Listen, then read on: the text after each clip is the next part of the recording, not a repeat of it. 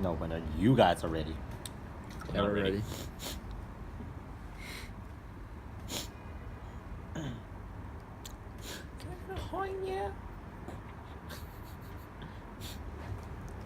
Let me get a hoya.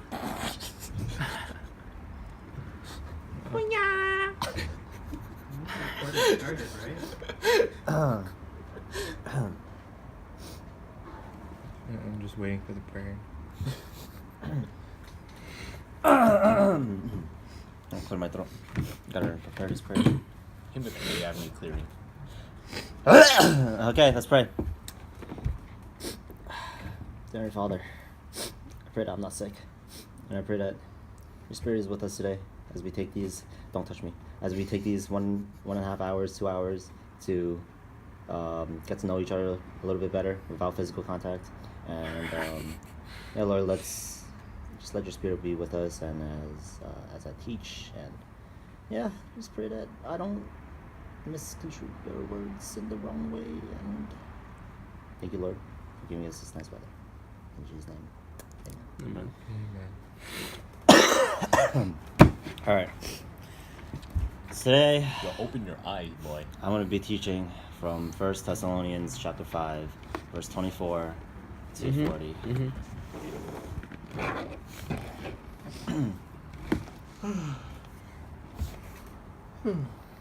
I mean, verses 1 to 11. Very similar. All right. I just want to say I'm very thankful that I don't have to teach Stephen's verses, but I'll be teaching about a very similar topic at the end of times. Cool. So Paul starts off this section with, "Now, brothers and sisters, about times and dates we do not need to write to you." So he's specifically targeting Christians, brothers and sisters, and the section right after that about times and dates we do not need to write about. There's a little bit about. There's like two interpretations for it. Mainly, one is like the fact that we just don't know when the time, when the end of the time will happen. The other interpretation is actually the fact that maybe the Thessalonians are actually pretty well versed in like the Bible and their knowledge about the Bible, and so he's saying that he doesn't have to repeat some of these things about like times and dates. And yeah, so moving on from there, we get into the meat of things. "For you know very well that the day of the Lord will come like a thief in the night." So Paul describes, or he compares the end of the time, the second coming of Jesus, similar to a thief in the night. And this analogy is actually seen throughout these 11 verses. And so why is that special? If you think about a thief, he normally tries to rob you. And if you think about how they rob you, they don't really announce like when they're going to do it. If they did, I think they would be a pretty bad thief. And so, yeah. So that's why he compares like sort of like suddenness or like the unknown of like when the thief will come and when he'll decide to rob you, to like when Jesus will come back. And of course there'll be more in-depth analogy of that later on. And so in verse 3 he continues to say, "While people are saying peace and safety, destruction will come on them suddenly, as labor pains on a pregnant woman, and they will not escape." So he compares like the suddenness of the coming of Jesus, similar to labor pains and a pregnant woman. Now let me get this clear. I'm not a woman, and I'm also not pregnant, but I'm gonna have to make some assumptions here. That when you are in labor, you do have moments when you're in pain, and normally those moments they happen spontaneously, and you don't really know when it's gonna happen, and that's why he compares like the suddenness of that to sort of like how spontaneous like God will come, I guess, if those are the right words. And so and also people during this time in Rome, I believe, or yeah, just around this like Roman Empire time, they had this thing called Pax Romana. I believe that's the right term for it, and that emphasized peace and safety. And this is sort of like a little bit of context where while people are saying peace and safety, that's like the reference to like the Roman times, how they were promoting peace and safety. And so what Paul wants to say here is that even during times of peace and safety, destruction will come. And I think we see that a lot in like the Old Testament, where things like Noah's Ark and the whole Great Flood, and also I think Sodom and Gomorrah is a pretty good one too, where everything was so peaceful and people were just like sort of enjoying their days and just living their life. But of course it wasn't pleasing to God. They weren't doing things that God would be considered honorable. And so yeah, during those times of peace and safety, of course we know that God came and he destroyed a lot of things. Specifically the whole earth during Noah's Ark, and also Sodom and Gomorrah. And yeah, so that's why that's what Paul is sort of like, I guess, referencing. And I guess if we were to break this verse into 3 parts, the third part would be they will not escape. So I think about like the end of times is that because it's the end, no one will be left. And that's why Paul says they will not escape. Yeah, just think about like just reading through this like verse. I just remembered that when I was a kid, like 6th grade, I think, I was watching this movie. It's about like the end of times and apocalypses and stuff. So, it's basically the movie's called 2012. 2012. Yeah. And so it was a bad movie, so I'm gonna spoil the whole thing anyways. So, Nice. if I remember correctly, it's about this one guy. He encounters like the end of the world, or the whole end of the world thing happens. Cage. Was it really? Pretty sure it's Nicolas. It was Nick Cage? No, it wasn't. I don't I thought it No, was. Nick Cage. No, it wasn't Nicolas Cage. It was Robert Fonda. I don't know. It was some guy, and so, yeah, he was just trying to escape like the whole dying thing. Everyone's just like getting raptured up into the sky or something, and so he's like, "Oh, I gotta escape or like survive somehow." Spoilers alert, he did, because it's a Hollywood movie. So he survived, but I think it's kind of funny how he survived. I think he fell in love with some woman, and then this lady gave birth, and they survived somehow because of that, if I remember the movie correctly. Wait, didn't they go on this random ship? I remember them being on a ship, Yeah, they went on a random ship, and then everyone was trying to jump in the ship. and then They everyone got closed kicked, it. a bunch of people got kicked off too. Yeah. Oh, that was like, That was You the whole might be movie. talking about the Mayan calendar one, where isn't that the same thing? no, 2012? no, in the Mayan calendar one at the end, the 2 kids survived. Yeah. Everyone else died. Yeah. Oh, okay. That was, Well, anyways, yeah, I'm just making the comparison that, or I'm just saying that, yeah, it's not like that at all. People die, and there's no going back. There's no escaping, and I think it's kind of like, kind of reflects like the real world where people try to escape, especially if they're like, oh, the apocalypse is coming. We gotta like shelter or like hide or like run away or something, or like make rations or something. But you're just gonna die. Yeah.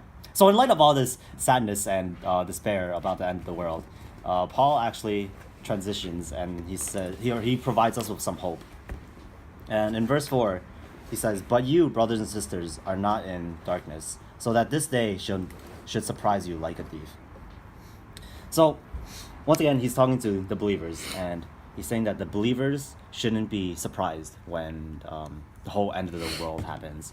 And yeah, he does like a clear distinction that those that are in darkness, meaning those that are non-believers, they will definitely be surprised because they don't know about this. But as Christians, we shouldn't be surprised, and we should almost be prepared. Wait, Let's see. wait. Hmm? But you, brothers and sisters, are not in darkness, so that this day should surprise you like a thief. All right. So It should. let me tell you this. What? I've struggled with this verse because of the wording, and I guarantee you, it's not talking about believers. It's actually talking about the people in the darkness. If you actually read it, it says Do you know what this? are not in darkness.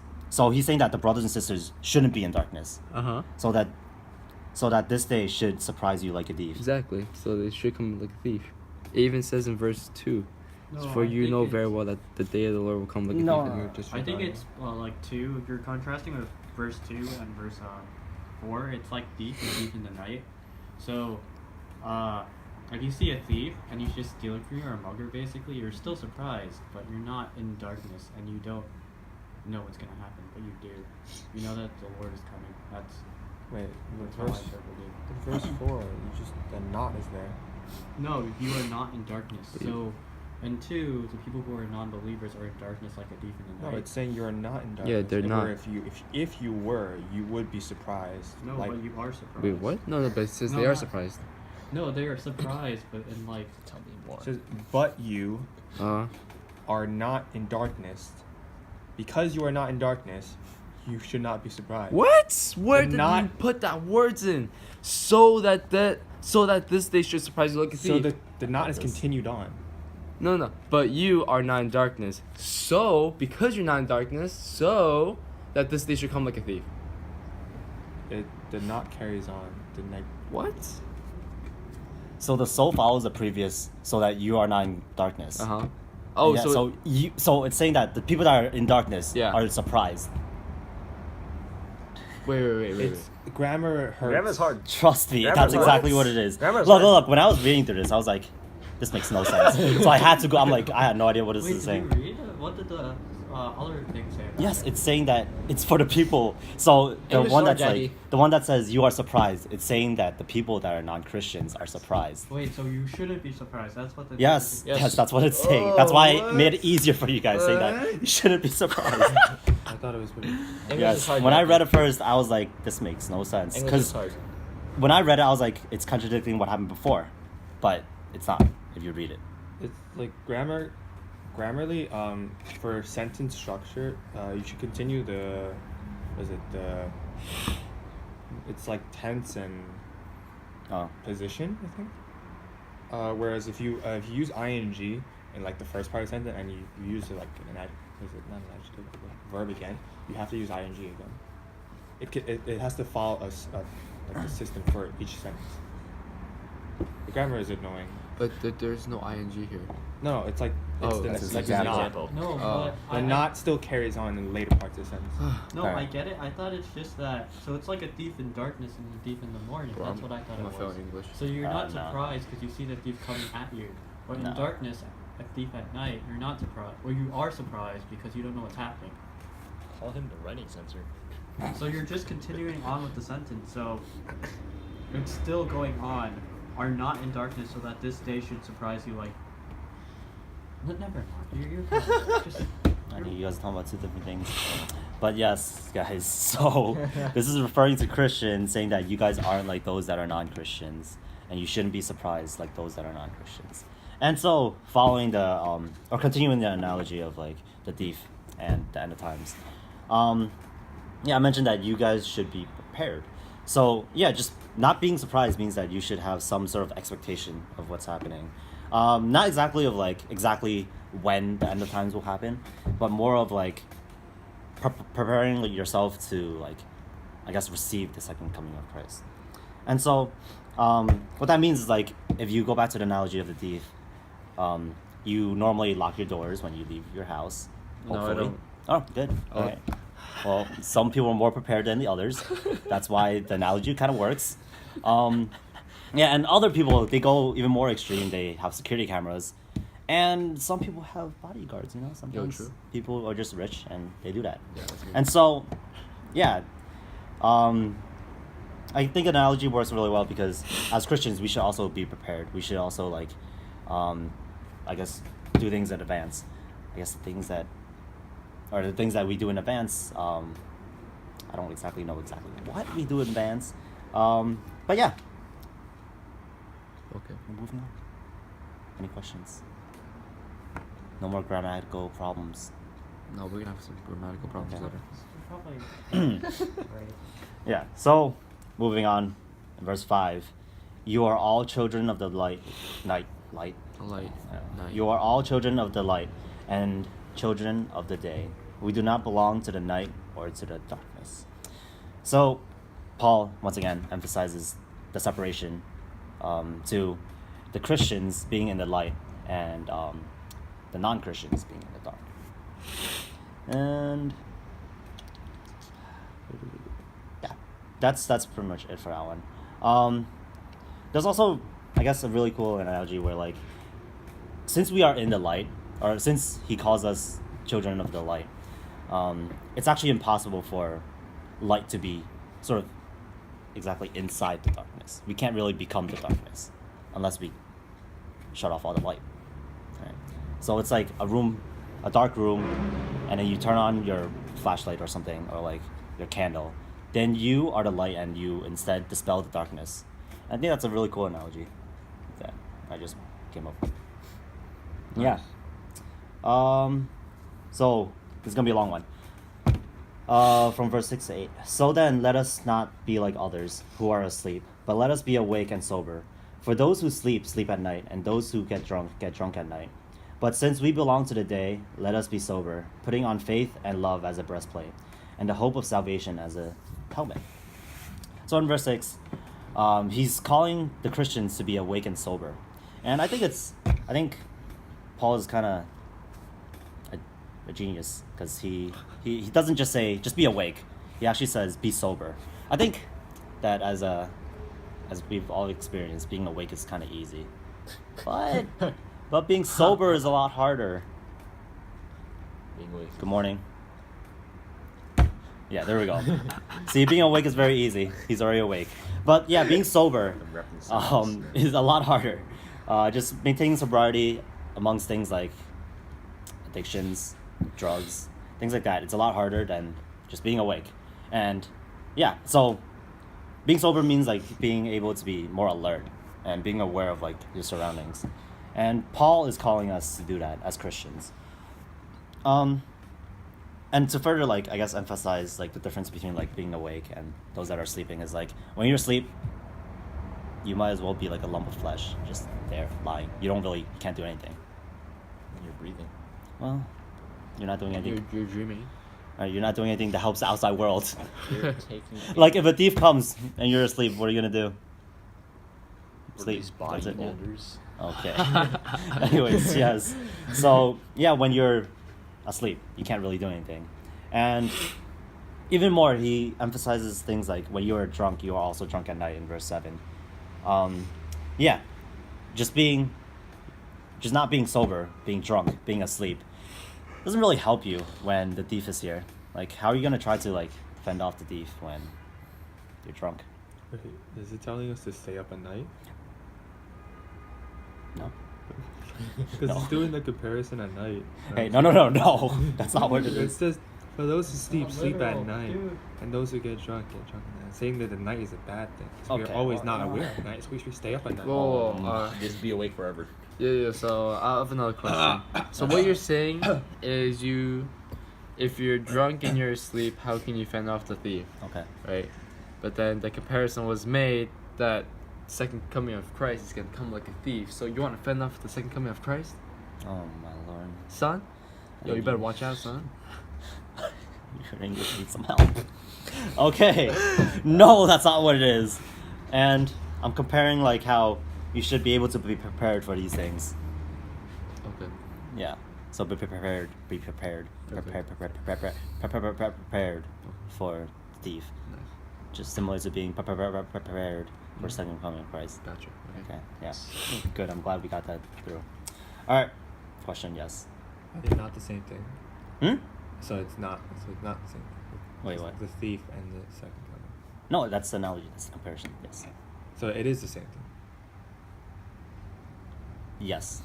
Wait, But that, isn't that what I just said? yeah. Yeah, but you're not aggressive. Like, When you're drunk in your sleep, how can you fend off the thief? How can you fend off How can you be prepared for the thief? by being awake and sober? Okay, there we go.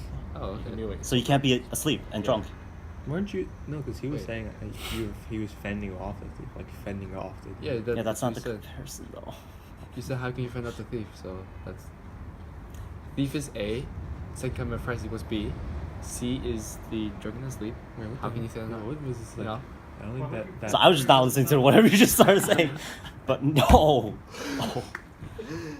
It gets worse by the second. So be prepared for the second coming of Christ. Yes. Okay. That's pretty much the only point I'm trying to make here. Is there still confusion? No, because he was just saying like, why would you fend off? Yes, he has his own problems right now. Why would you He's fend trying to off get through it. the thief if the thief represents a day of Christ? Yeah, I know. So why would you fend it off? You're not trying, you just gotta be prepared. English is hard, dude. It doesn't say fend off. English Oh no, is John hard. said fend off. Oh. So I'm just going by what he said. Yes, thank you guys. I'm really grateful. This lesson will literally be in an hour now. Alright. Next. In verse 8. So, Paul brings up some cool things. He kind of references his old letters. So he says, but since we belong to the day, let us be sober, putting on faith and love as a breastplate, and hope of salvation as a helmet. So, I've actually talked about these two things in my past lessons, so it's kind of cool. He references the armor of God, which is in Ephesians chapter 6, verse 10 to 20. And, so the armor of God is very important for those that wasn't there for the lesson. Armor of God is basically armor that you put on so that you can fend off against, Thieves? yes, the attackers. Mhm. And what are these attackers, you say? Great question, Alex. So these attackers are actually people that try to deceive you and tell you lies, the tempters. And because we've been picking on them recently, people like the Eastern Lightning. So, yeah, people claim like that Jesus is here, that world is ending. But for us to be able to fend off the attackers, we gotta put on the armor of God.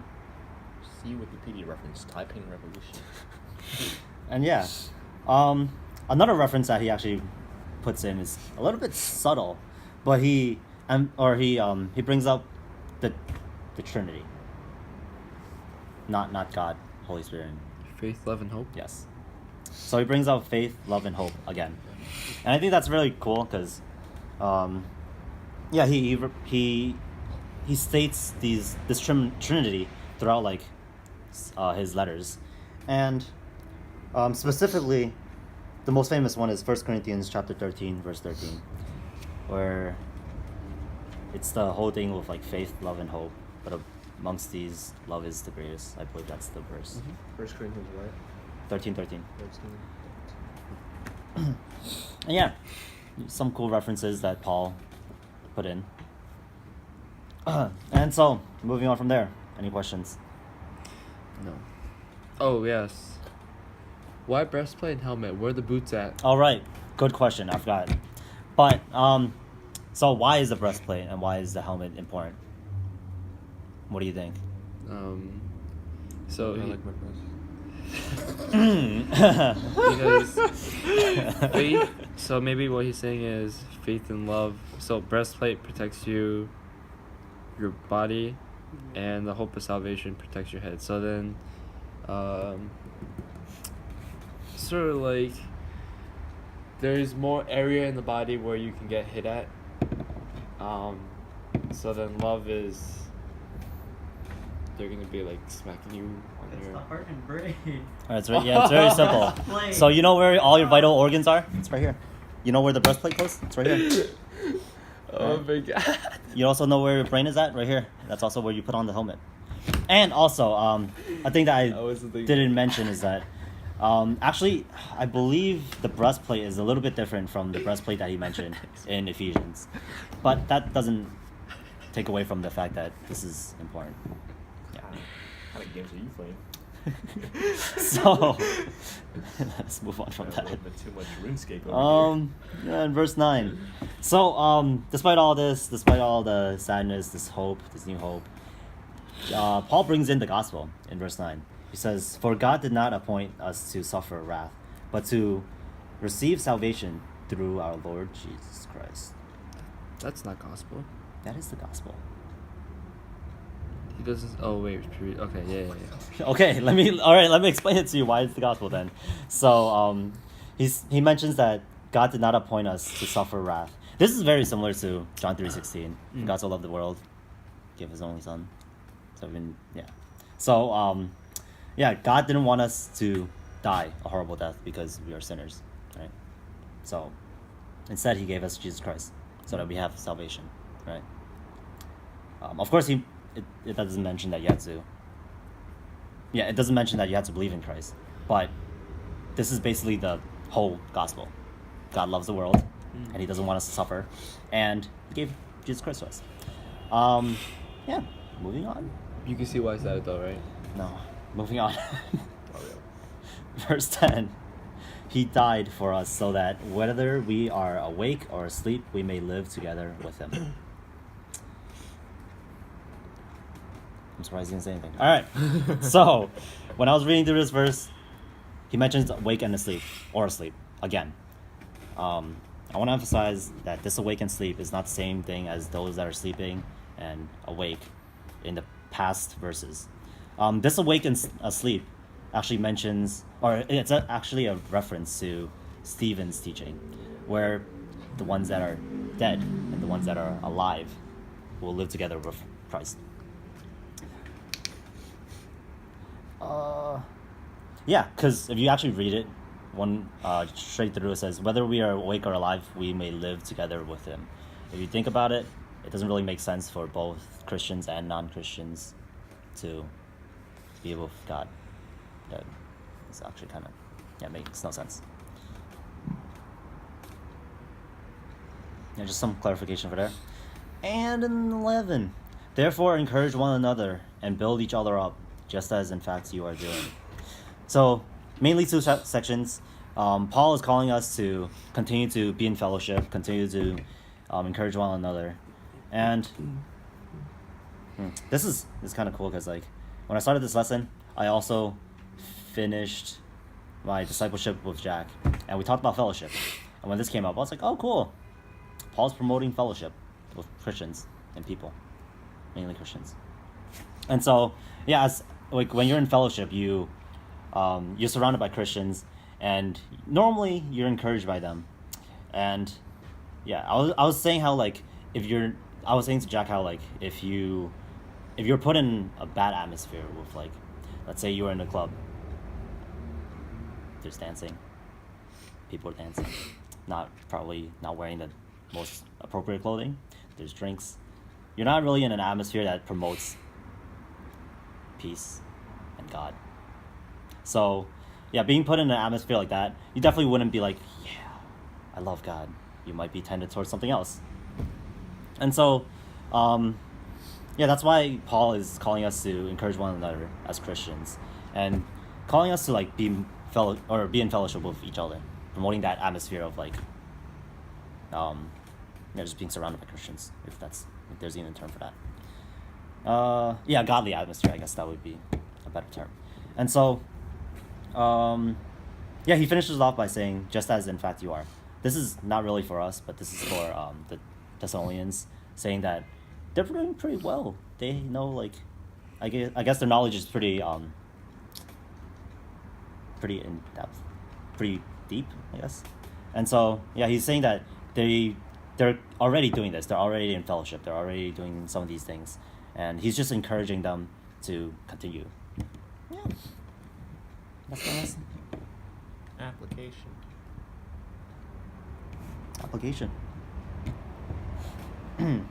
It's very it's pretty much the same thing that I've been saying. The day Jesus comes. Oh, that doesn't make any. Okay, the day Jesus comes back, no one knows. But that doesn't mean we can sit around. Continue to encourage one another. Be ready for God. That's pretty much it. Cancel the video. No. Wait, what was the last one? Which one? Last application. Continue to encourage. It's basically following the first one. It's not really a different application.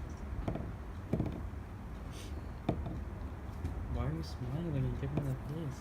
It's the face of evil. Face of armor. Yeah. All right, time for what was the thing? It's called critique. critique. There you go. Do we Alright. record the critiques? No. So, I'll be honest. I think it went a lot